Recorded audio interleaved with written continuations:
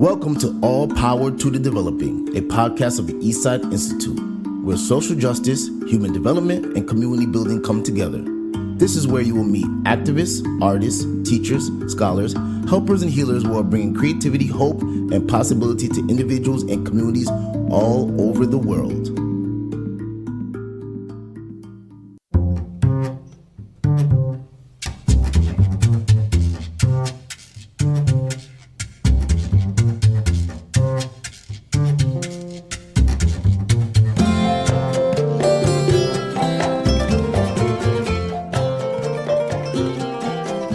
Welcome to this episode of All Power to the Developing. This is your host, Desire Wandan, Des for short.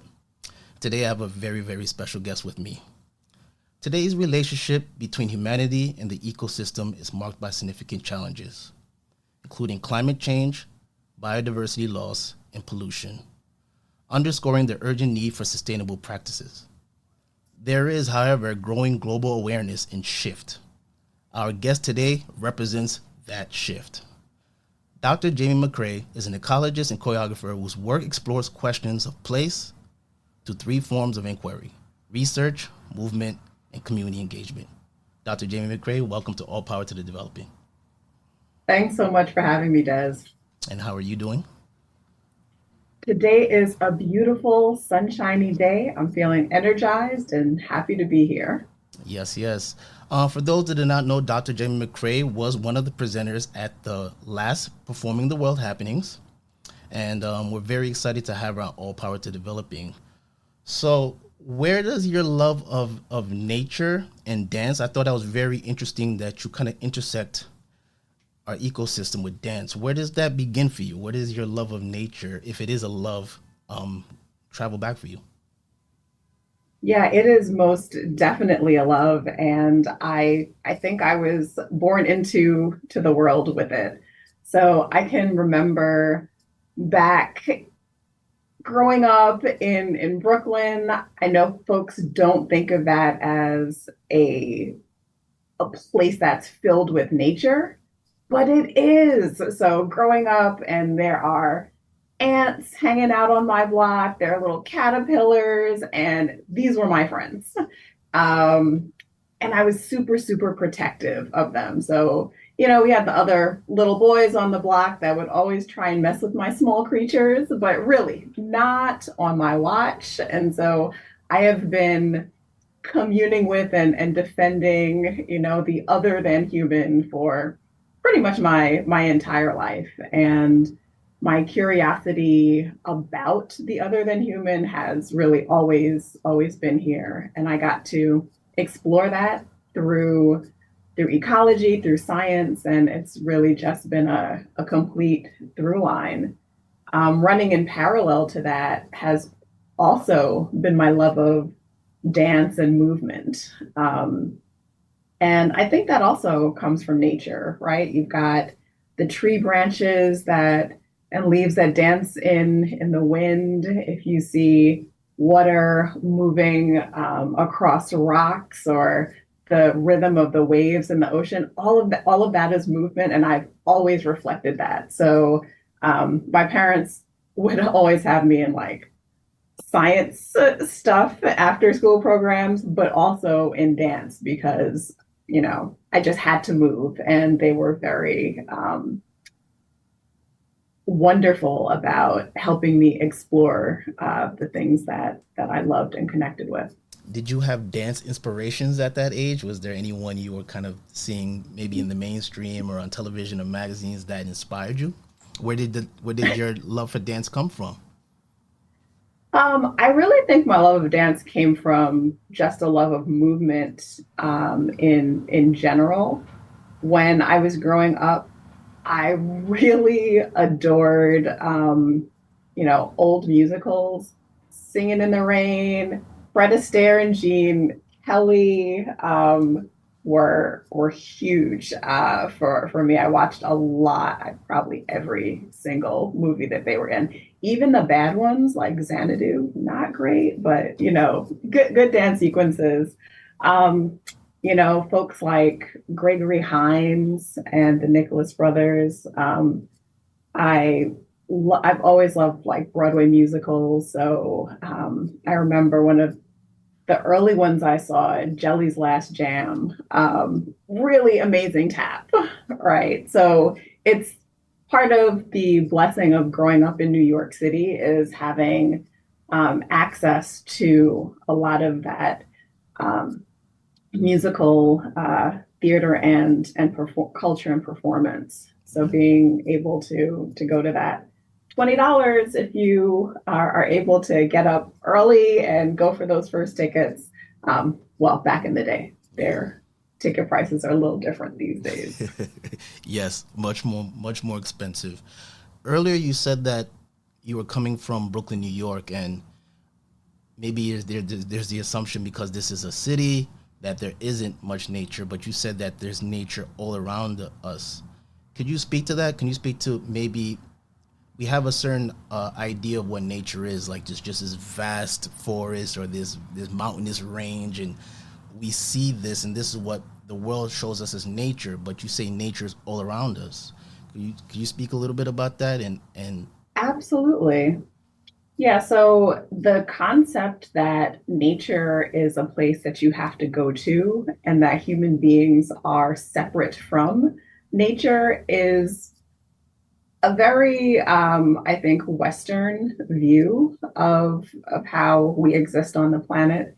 In a lot of non-Western cultures, human beings are a part of the systems around us, right? And nature is therefore nature is everywhere. You can't be somewhere else. Now, there is the built environment, right? And so those are concrete buildings, asphalt. They're things that humans have constructed.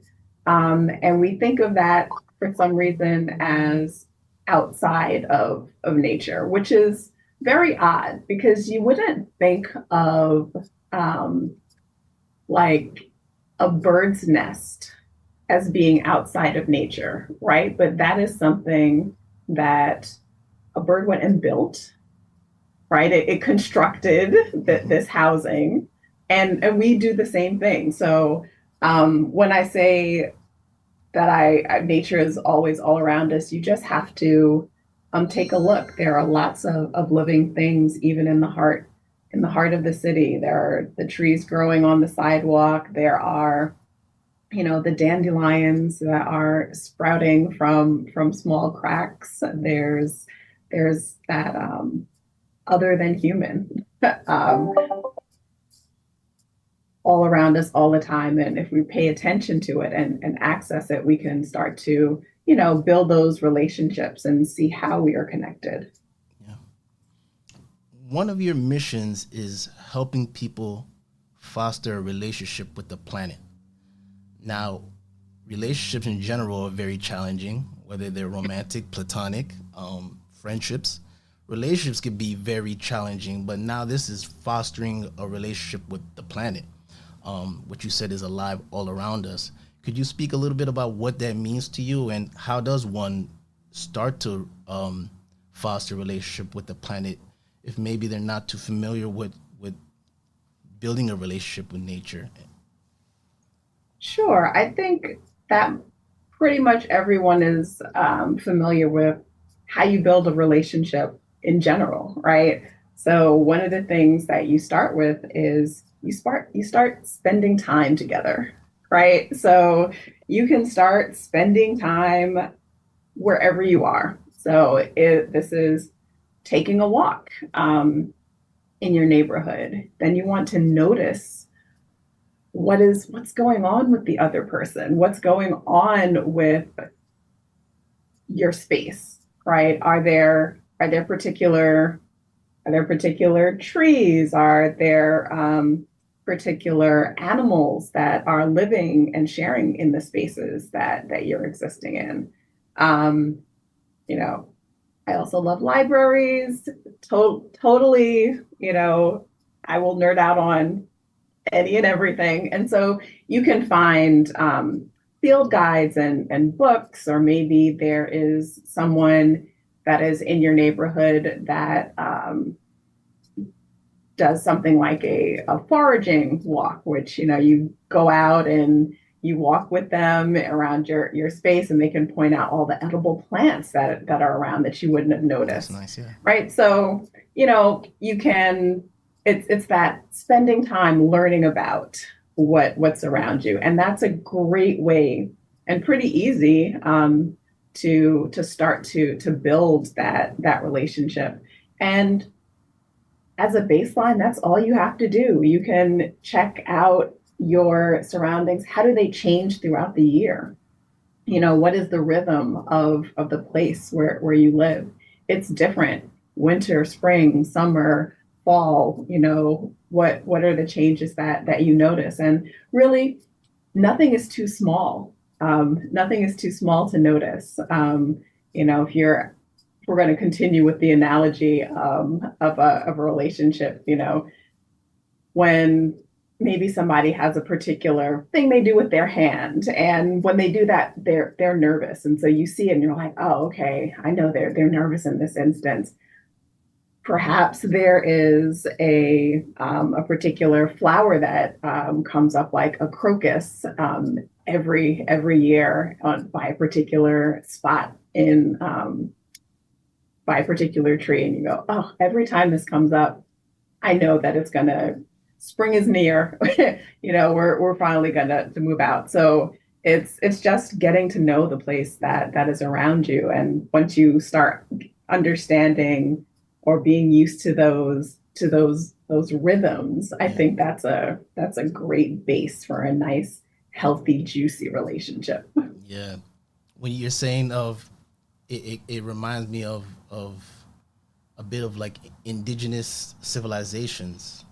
I feel like they really watched nature and based a lot of some of their principles, some of their teachings, even some of their architecture off of just animals that they viewed.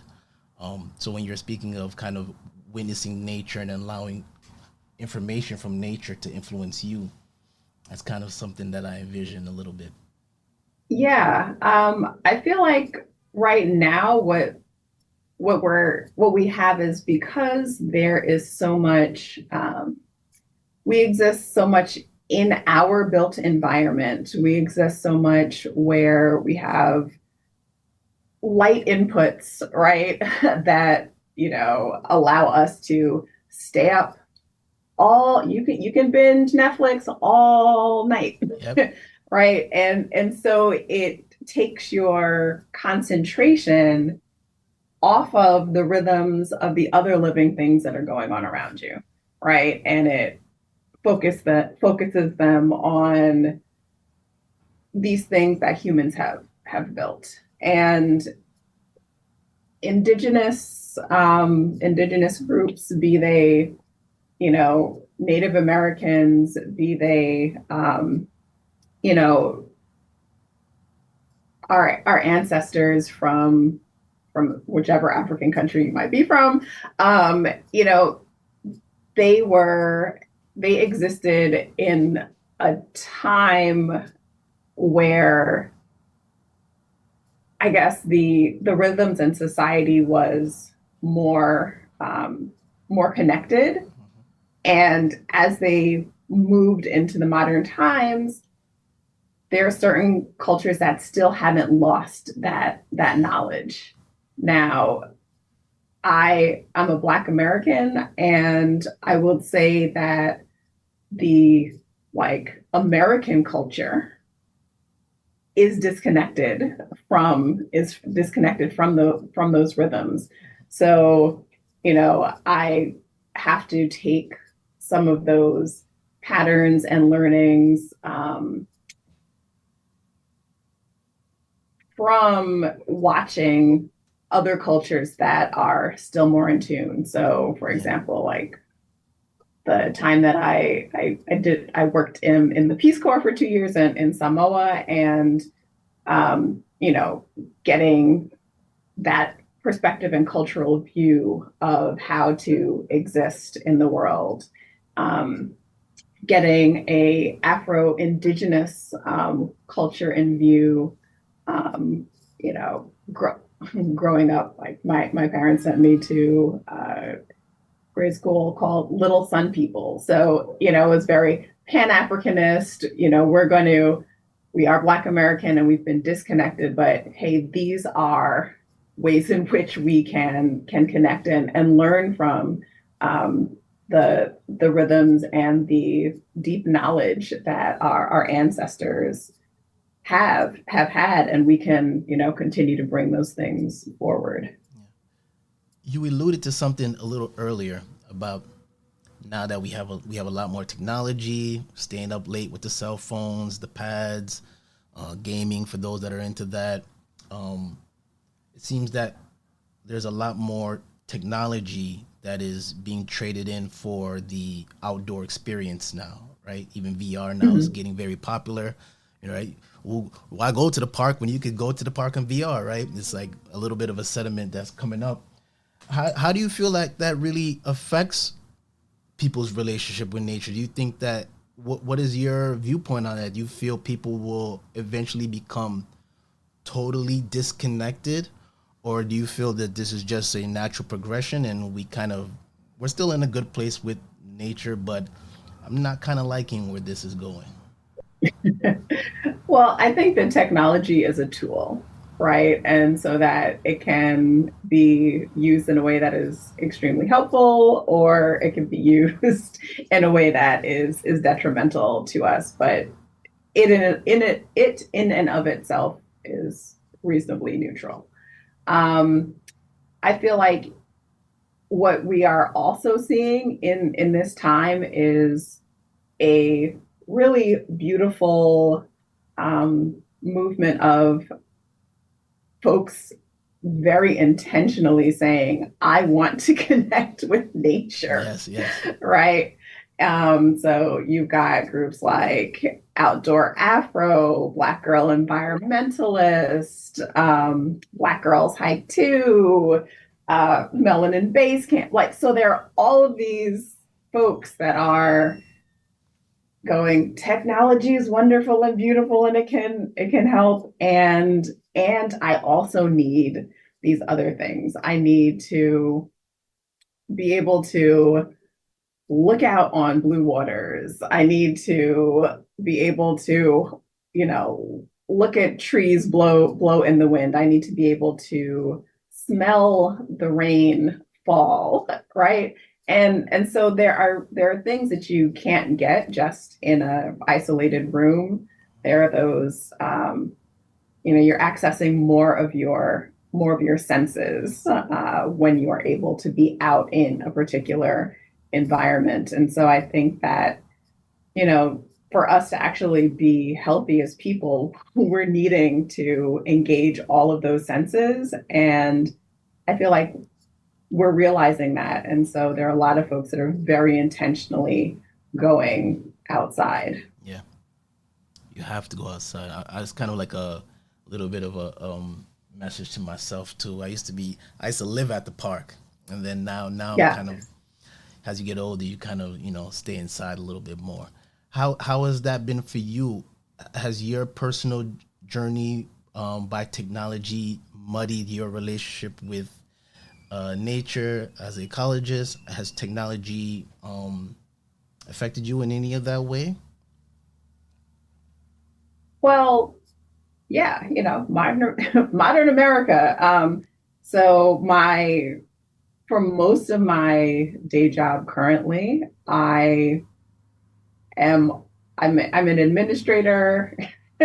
I work for the National Wildlife Federation, and I'm a managing director of a coalition. That takes a lot of online Zoom time, environmental education centers over 3 states, and talking to people in that way. And so it's very different from my time as a field biologist, being able to be out in the panhandle in Florida on a sea turtle nesting beach literally all night, walking up and down, looking for turtles to come up and nest, that rush of excitement that you get when you actually see one. And then you're like, all right, we gotta, get out the tape measure, get out the calipers, we're gonna tag them, we're gonna do all of this. And I'm a little more removed from that now, but there is a really beautiful um, river that's by me. I'm able to go down, take a walk. Um, I wouldn't say every day, but probably a good four or so times a week. I get to walk and you know say hi to the mallard couple and their cute little ducklings and whatnot. And so I do try to continue to keep that relationship up. Just like how do I get outside? Also, for the last 2 years, um, I've been gardening, and so my garden has expanded, and so that keeps me connected and watching the growing things and trying to keep ahead of. I grew some brassicas, which are things like cabbages and what was and Brussels sprouts, right? And so those are things that attract slugs. And you don't if you're not on top of things, if you're not watching, That's if a you're whole not nother seeing what's world. going on, right? Then you're growing. I was trying to grow for me and like not share everything with the slugs, and so I have found ways to continue to have relationships and find myself outside and be with other growing things. So I try and find a balance, but Yeah, that's the it's harder. that's the tough part, the balance. Like trying to get in the middle of both, like not too much on the screen time, but not getting a tent and just living out there in the park, something like that. Just kind of finding the middle of that. We're gonna take a short commercial break, and like Dr. Jame McCray said, she has tons of initiatives, and this is definitely a person that has boots on the ground. So when we come back from the commercial break, we're gonna be speaking more about some of the initiatives she's a part of, and we're gonna get deeper and deeper into her work. All power to the developing. We'll be back after this commercial break.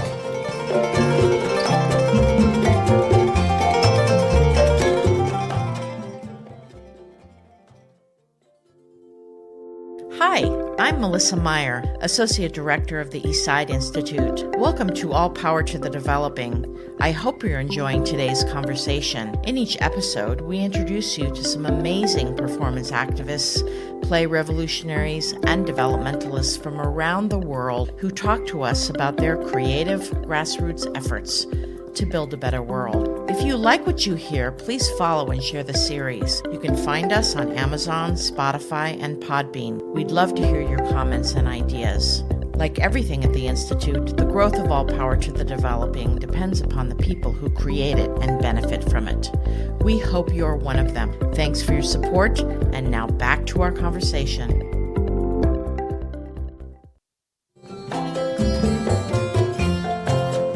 We are back from commercial break. We are back with Dr. Jame McCray. Jame, you founded the Ecotonic Movement in 2020.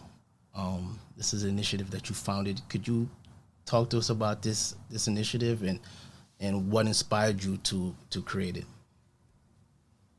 Sure. Ecotonic movement is really the expression of my work that combines science with dance. So an ecotone it's the space where two ecosystems meet, right? And in that area, you are going to find additional diversity. You're going to find plants and animals that don't exist in either of those separate ecosystems. So it's just this wonderful, rich space. And I feel like that was something that really reflected what I'm trying to do. The ideas and creativity that springs up when you are putting together science and dance. You get things happening that you don't really see if you're only in the dance space or if you're only in the science space. So I wanted to pursue I wanted to pursue those places and see who wanted to partner and make those things happen. So you said you get to see things that you don't ordinarily see out of, I guess, the individual communities. Now Mhm. that intersected, could you give us a little preview? What are some things that people see, or what are some things that maybe have emerged out of that intersection for you? Sure. So I think in this space, one of the great things is you get to see the emotion connect with the intellectual, right? So, oh, when we think about the impacts of climate change, right, they're pretty hard. We're seeing in a lot of flooding in places, and sometimes that's like impacting actual lives, right? We're seeing droughts in other places. Maybe we're seeing additional crop pest pressures. So farmers are going through it. And so there are all of these feelings that are really hard to put into words, right? And how do you process those? You can process them in a place of movement, in a place of dance, right? And so if you're in a ecotonic movement workshop, you're like, one, you get to process those feelings, but you also are getting to understand why are these things happening? Right. And understanding the scientific background of that. And then you can move into this space of, well, where do we want to go in the future, right? What does that future, now that I know this is why things are happening and how they're happening, what is that? What do I want things to look like in the future? What do I want the future to feel like, to smell like? And so you get to access all of these different pieces of yourself and the knowledge that you hold that you might not if you were just in a scientific lecture. Or that if the dance wasn't about the science, you know, it wouldn't touch on the same topics. So I would say that's an example of, the generative space that I like to work in. And are the people involved, do they have a dance background? Are they people that may have never danced before and may never physically, been in a space to physically express themselves, or is it limited to those with dance experience? So yes, and I who I work with is really broad. The reason that I work with people is I'm trying to create these relationships, this process. We want to explore what's going on in our natural world from a scientific perspective and from a movement perspective. So I have gone in and done actual classroom lessons and lectures that have these are the standards that we're teaching. So, and we're hitting those. So that's in a classroom setting. There are community workshops where we have intergenerational participants who they don't necessarily have a dance background. They're curious, interested. They're at the community center. Let's do it. Let's go. But there are performances that I get to create. And in those performances, I'll be working with dancers, right? And so they have a dance background, and we're um, working in a more refined choreographic space. So it really gets to span a very wide range. I would also like to say it's so fun when you get a diverse group of people together. So when you have scientists in the room who are bringing the knowledge of their research, when you have farmers in the room who are bringing knowledge of that land that they're coming from, you have, your elders, when you have kids, and all of us have different experiences and knowledge to bring, and I get to be that facilitator, that connector that helps folks talk to each other. So, so I'm thinking about this one workshop that we did with the University of Idaho. And one of the participants, one of our knowledge keepers, was a bean farmer. And this is in the middle of the pandemic, so we're on Zoom.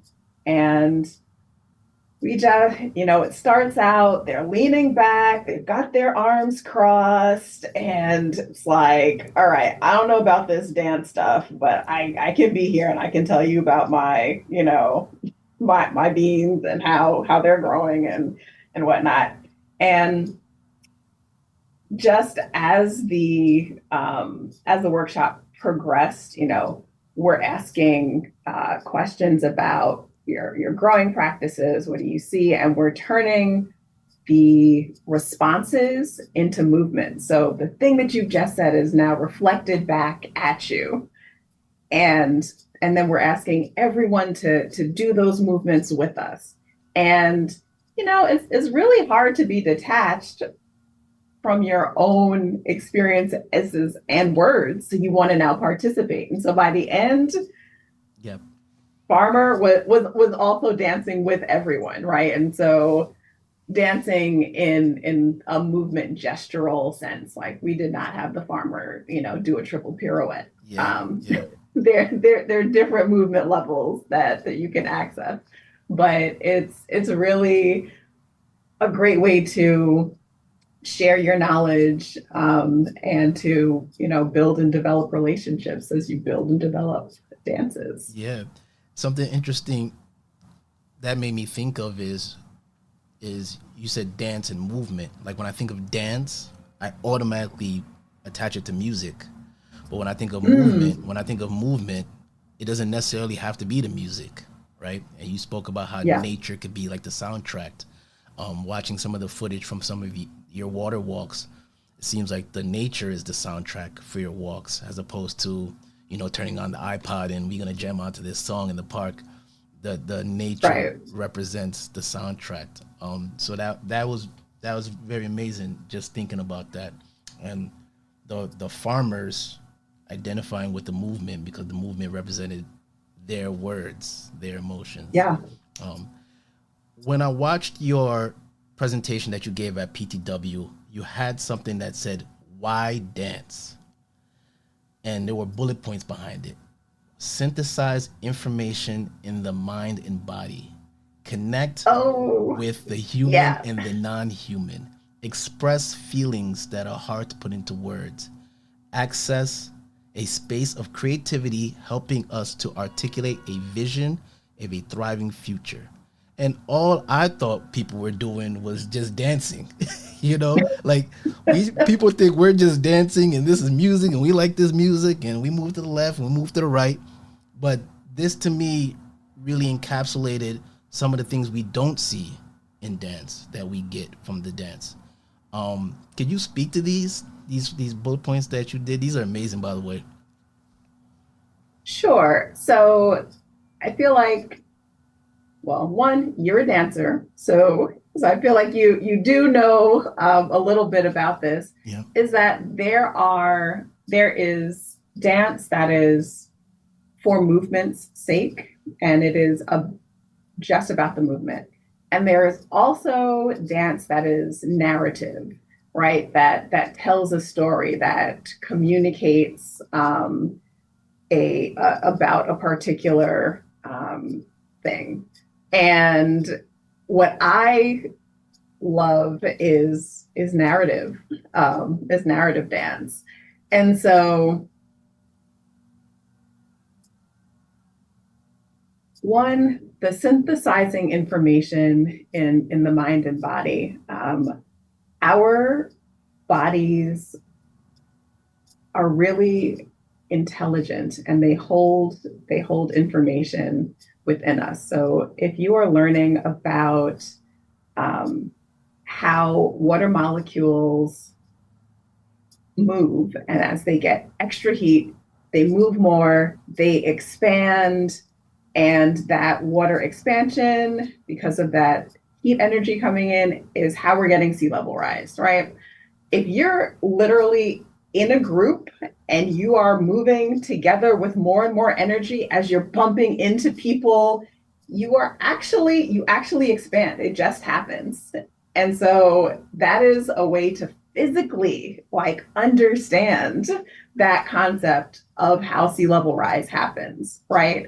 And so you now not only know the intellectual part of it, you've experienced it, and you are going to hold that information differently because it's literally physically in your bones, right? So that's one way, one tool that dance can help us with. Connecting with the human and non-human, right? When you are trying to physically take in something that is not human and putting its movements or its patterns into your body, that's another, you're learning through your muscle memory these other things, and you'll have intellectual epiphanies, it's like, oh. And so just being able to being in a space where you're able to do that, I think is really, really important. It gives you the chance to, as they say, walk a mile in someone else's shoes, or, crawl a mile in a body that has no legs. I think it's a beautiful way to connect.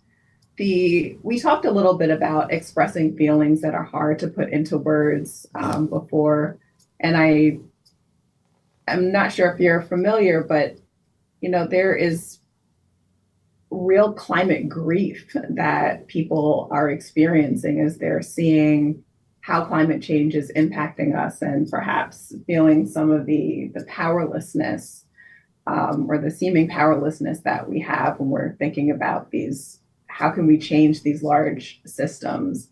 And so, there are some, like, how do you put that into words? Yeah.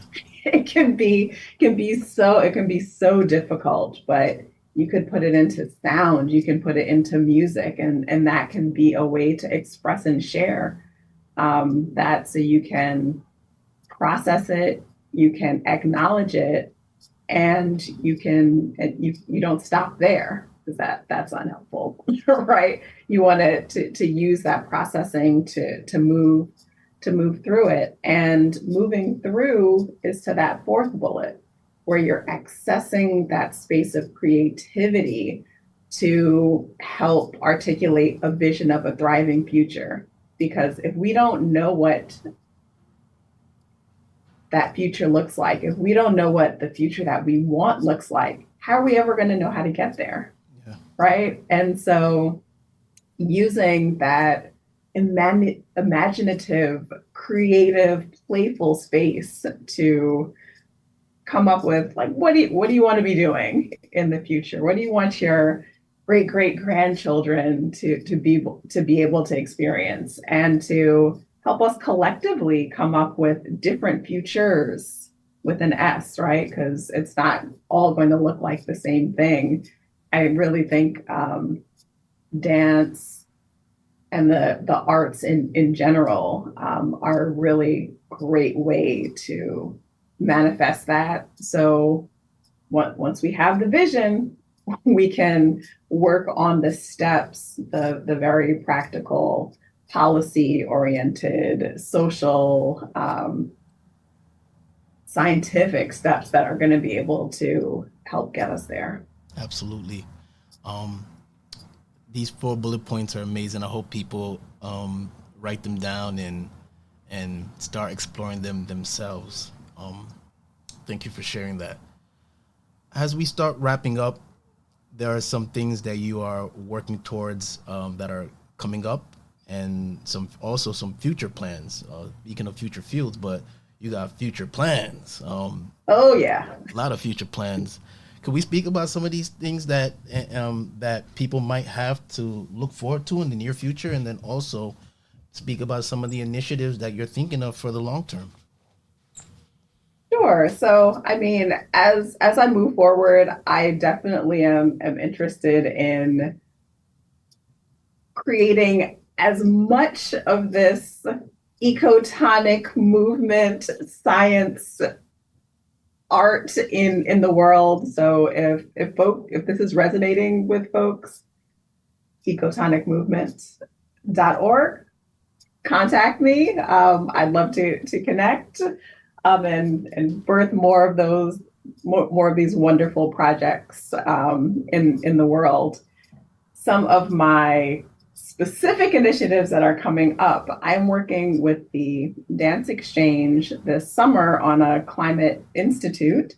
And so we're going to be inviting dancers, we're going to be inviting scientists, we're going to be inviting interested individuals to come hang out with us for 4 days in July, I believe. And we want to explore climate change. What is our role in it? What is our role in creating the futures that we want to see with a really great diverse group of folks. So I'm very excited for that to happen. And I'm really excited to try and connect with,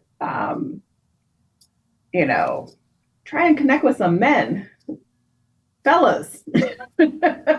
I feel like often in some of the dance and environmental spaces, it's women heavy, and I really value diversity in all its forms. So diversity of thought, diversity of life experience, gender, all that. So there's gonna be a targeted focus to find some more guys to to come and join in the fun. Get out there. I'm looking at you, Des. Yep. Get me and everyone else. We got to get up and get out there in July.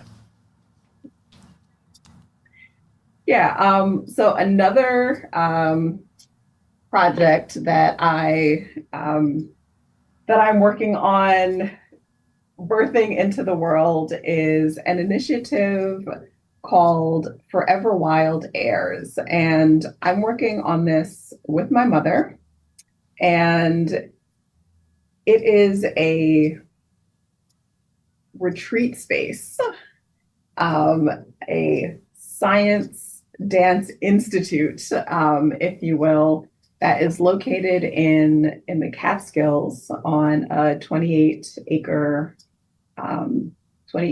farm.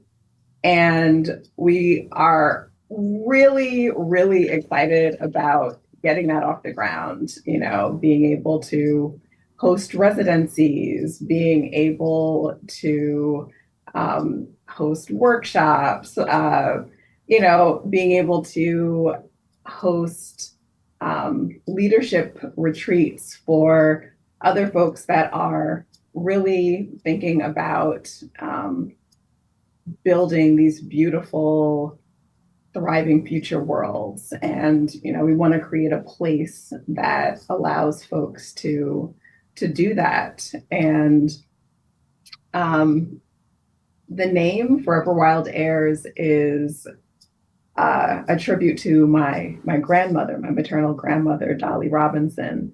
And she was a delegate for New York City at the Constitutional Convention back in the 50s, and she spoke in favor of keeping the Adirondacks forever wild. It's a legal designation that offers protection.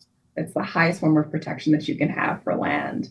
And she wanted to keep this place forever wild for her children and great grandchildren who she hoped would have the time to be able to go out and hear the call of the loon, right? To experience some of these wilder places, right? Because she also lived primarily in New York. And so we also want to honor that, because sometimes you do need to take out time and go away to be able to think and connect and birth some of these, grander thoughts and visions, and take that knowledge that you found back into your more daily life. And so we've named the soon to come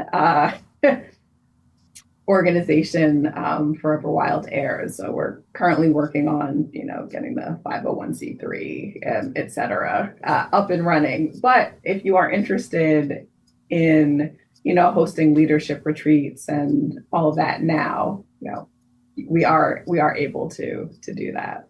Nice. Some amazing work, Dr. Jame McCray. Definitely would like to thank you for being on All Power to the Developing. Before we part, when we decided to launch this podcast, it was with the hopes of exposing the world to people that are working to help others develop. And you're certainly helping others to develop, foster their relationship with the planet. When you hear the phrase, all power to the developing, what does that mean to you? When I hear all power to the developing, it puts me in mind of practice, right? Of being on a journey and trying new things, learning, just a beautiful forward momentum. And I really love the space that you've created here. There are so many ways in which we can develop, and you can't do everything at once, but being able to pick what's that thing that you want to work on now, what is the thing that you want to further, and being able to spend time and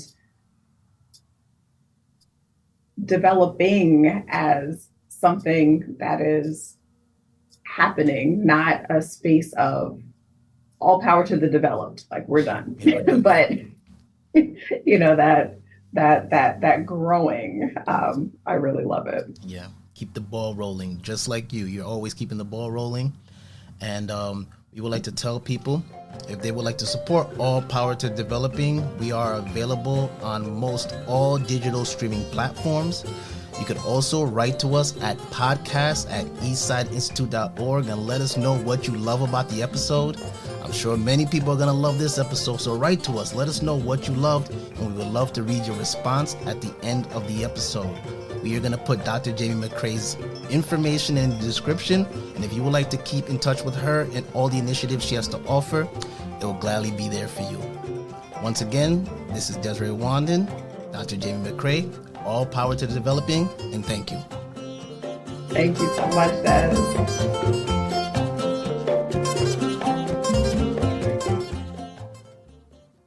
All Power to the Developing was made possible in part by Growing Social Therapeutics, the Baylor Wolf Fund.